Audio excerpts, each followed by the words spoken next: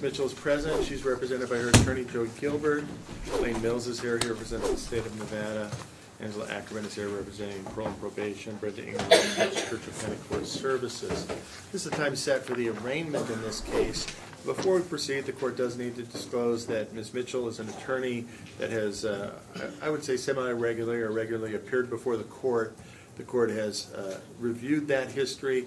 I don't see any personal conflict. I believe I can be fair and impartial to both there's nothing about that relationship or those interactions that would prejudice or favor one side or the other in the court's opinion, but I want to make that disclosure to both the defense and the state and see if anybody wants to put anything on the record. And I'll start with you, Mr. Gilbert. No, Your Honor, we have no concerns whatsoever. And Mr. Mills? No, Your Honor. Very well. So go ahead and start with the arraignment. Are you Jaymie Ruth Ann Mitchell? I am, Your Honor. And you can be seated now. Would you look at line 12 of the information? Is that your name and is it spelled correctly? Your Honor, we're in receipt of information. My client's name is correctly spelled on or about line 12. We're familiar with the contents and we would waive a formal reading. Please, Your Honor. Very well. And Ms. Mitchell, have you discussed this case with your attorney? I have, Your Honor. This information contains a single count of failure to stop on the signal of a peace officer, which is a Category B felony. Do you have any questions about the charge contained in the information? I do not, Your Honor. Have you discussed the penalties associated with this charge with your attorney? I have. So the potential penalties are 1 to 6 years in the Nevada State Prison and a fine of not more than $5,000. Do you have any questions about the penalties associated with this charge? I do not. Would you please stand now? Yes. To count 1, failure to stop on the signal of a peace officer, Category B felony. How do you plead? Guilty or not guilty? Guilty. You can be seated. The court has what's been filed with the court, a guilty plea memorandum. It bears your signature. Did you sign this document? I did. Did you read it prior to signing it? I did. Did you understand it? I did. Did you have the opportunity to go over it with Mr. Gilbert? I did.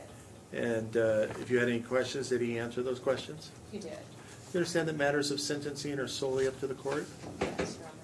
Did anyone threaten you or promise you with anything other than what is contained in the guilty plea memorandum to induce you to plead guilty? No. And Mr. Gilbert, have you gone over with Ms. Mitchell her constitutional rights and the rights she's waiving by entering a plea to this offense? Your Honor, we've gone through the plea extensively. So, Ms. Mitchell, I'd like to go over those rights with you again. At all times, you're presumed to be innocent, and you have the right to plead not guilty. You have the right to a speedy trial by jury, and if you pled not guilty, the court would set a trial within 60 days. At trial, you have the right to be represented by your attorney and to confront the evidence against you.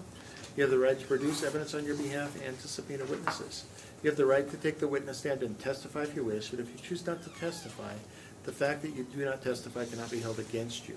You also have the right to a reasonable bail pending trial in this matter. Do you understand each of these rights? I do, Your Honor. Do you understand that by entering a plea to this charge that you're waiving the presumption of innocence, the right to remain silent, the right to confront the evidence against you, and the right to produce evidence on your behalf? Yes. You may have to register as a felon, and this conviction could be used to enhance future convictions if you were to suffer any. Do you understand that? Yes, Your Honor. Are you now under the influence of an intoxicating liquor or drugs? No. You understand that if you're convicted of this offense, it could negatively impact your immigration status Yes. if you're not a United States citizen. Right. And having in mind the consequences of your plea and the rights you're waiving by entering this plea, do you still wish to plead guilty? Yes, Your Honor. Very well. Mr. Gilbert, could you provide a factual basis? So stipulated, Your Honor. Okay. And Ms. Mitchell, you've gone over it with Mr. Mitchell, and you've gone over the evidence. Obviously, you're trained in the law. Do you agree that there's a factual basis for this charge? Yes, Your Honor. And you've explored any potential defenses and Yes, Your Honor. mitigating factors? I have.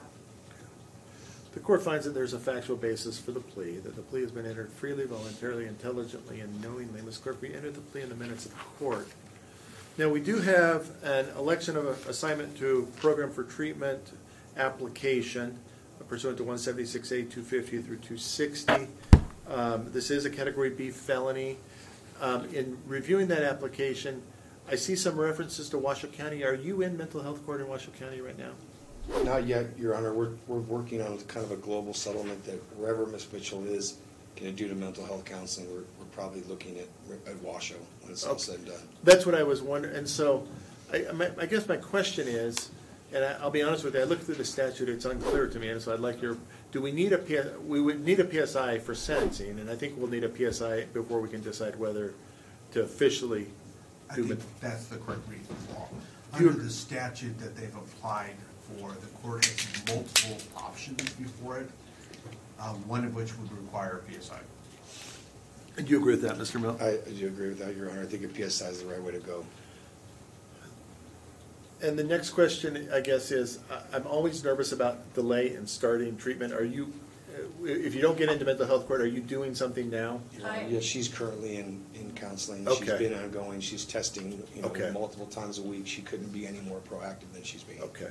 And so I won't then provisionally admit you into our mental health court because I think that would be a burden of driving out here and those types of things. But and if we grant that, when do you think the Washoe decision will be made? This should be in the next couple of weeks, Your Honor. Everything is, thanks to the state here, we've just all been kind of coordinating, getting it all to the right place. All the paperwork's caught up, so I'd say in the next 2 to 3 weeks. Are you in justice court or district court there? We're headed to district court. Headed to district court. Plea was just, the waiver was just sent in, so we're awaiting district court now. Because I don't know what everyone's preference is, and I know you're standing silent, right? The state is? Yes. That's but- correct, Your Honor. Yeah. I almost would rather go after Washoe for sentencing, just because then there could be a smoother transition, and there wouldn't be, if we're going to do mental health court, we could just, you might have to come out here once and then go out there. I mean, just generally speaking, procedural, I don't think it matters, because it would be a one-time, if the court were to grant her mental health as a diversion or as a condition of probation or whatever, it'd be a one appearance in front of Judge Schumacher. Judge Schumacher, and then based upon history and practice, it'd be an immediate transfer to the Reno Mental Health Court. No, but my point is, if she's not in mental health court in Reno yet, we can't transfer, I mean. Judge We could just set Schumacher this would out 90 immediately days. Transfer it to the Reno Mental Health Court. Oh, without the Reno doing it? Right. Okay. Because once you'd be admitted I see. here, Then they they just would transfer. immediately transfer it. Okay. So that Okay. is the, Okay. so that's just the basics of how Okay. that mechanics works. Yeah. So Okay, that makes sense. whatever the court's pleasure, No. stay at the position. So judgment in imposition of sentence with the PSI? Would be May 30th at 2023 at 9:30, Your Honor. So May 30th, 2023, at 9:30, we'll set the sentencing.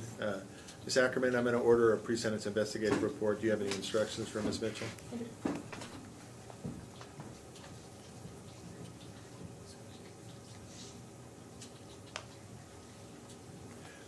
Ms. Ingram, is she currently on supervision from court services? No, Your Honor. Okay, okay. And so we'll just be back here on May 30th, 2023 for sentencing, okay? Thank you, Your Honor. Thank you, Thank Your you. Honor.